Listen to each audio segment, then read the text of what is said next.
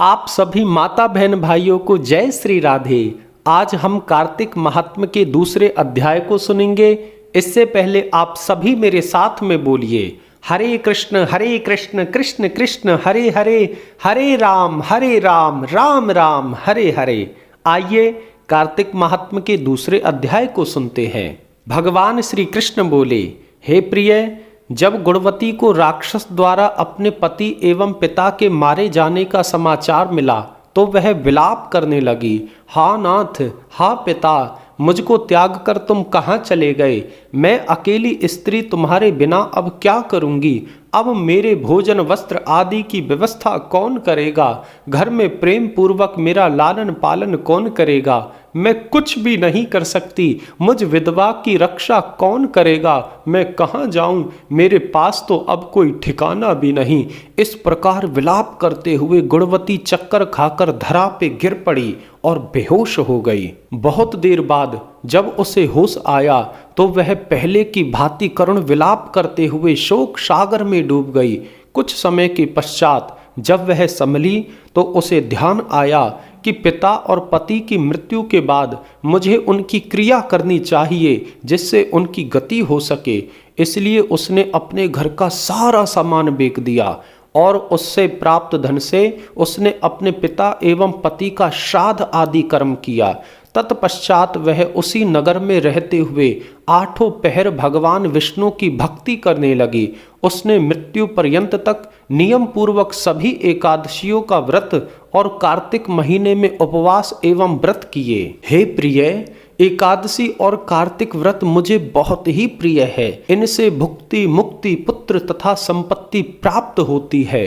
कार्तिक मास में जब तुला राशि पर सूर्य आता है तब ब्रह्म मुहूर्त में उठकर स्नान करने व व्रत व उपवास करने वाले मनुष्य मुझे बहुत ही प्रिय हैं, क्योंकि यदि उन्होंने पाप भी किए हों तो भी स्नान व व्रत के प्रभाव से उन्हें मोक्ष प्राप्त हो जाता है।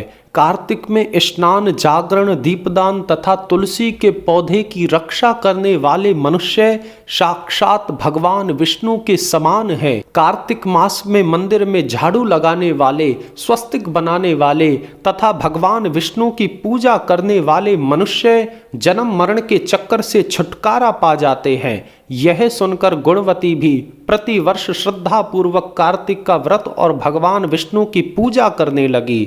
हे प्रिय, एक बार उसे ज्वर हो गया और वह बहुत कमजोर भी हो गई थी। फिर भी वह किसी प्रकार गंगा स्नान के लिए चली गई। गंगा तक तो वह पहुंची, परंतु शीत के कारण वह बुरी तरह से कांप रही थी। इस कारण वह शिथिल हो गई। तब मेरे दूत उसे मेरे धाम ले आए। तत्पश्चात ब्रह्मा आदि देवताओं की प्रार्थना पर जब मैंने कृष्ण अवतार लिया तो मेरे गण भी मेरे साथ इस पृथ्वी पर आए, जो इस समय यादव हैं। तुम्हारे पिता पूर्व जन्म में देव शर्मा थे तो इस जन्म में सत्राजित हैं। पूर्व जन्म में चंद्र शर्मा जो तुम्हारा पति था वह आज डाकू है। और हे देवी, तू ही गुणवती थी।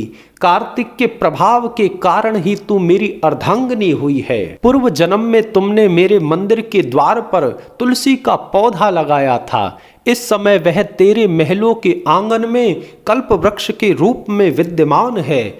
उस जन्म में जो तुमने दीपदान किया था उसी कारण तुम्हारी देह इतनी सुंदर है और तुम्हारे घर में साक्षात लक्ष्मी का वास है, क्योंकि तुमने पूर्व जन्म में अपने सभी व्रतों का फल पति स्वरूप विष्णु को अर्पित किया था। उसी के प्रभाव से इस जन्म में तुम मेरी प्रिय पत्नी हुई हो। पूर्व जन्म में तुमने नियम पूर्वक जो कार्तिक मास का व्रत किया था उसी के कारण मेरा और तुम्हारा कभी वियोग नहीं होगा। इस प्रकार कार्तिक मास में व्रत आदि करने वाले मनुष्य मुझे तुम्हारे समान प्रिय हैं। दूसरे जप तप यज्ञ आदि करने से प्राप्त फल कार्तिक मास में किए गए व्रत के फल से बहुत थोड़ा होता है। अर्थात कार्तिक मास के व्रतों का 16वां भाग भी नहीं होता। इस प्रकार सत्यभामा भगवान श्री कृष्ण के मुख से अपने पूर्व जन्म के पुण्य का प्रभाव सुनकर बहुत प्रसन्न हुई।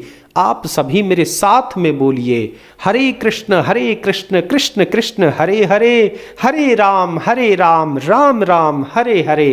पुनः आप सभी माता बहन भाइयों को जय श्री राधे।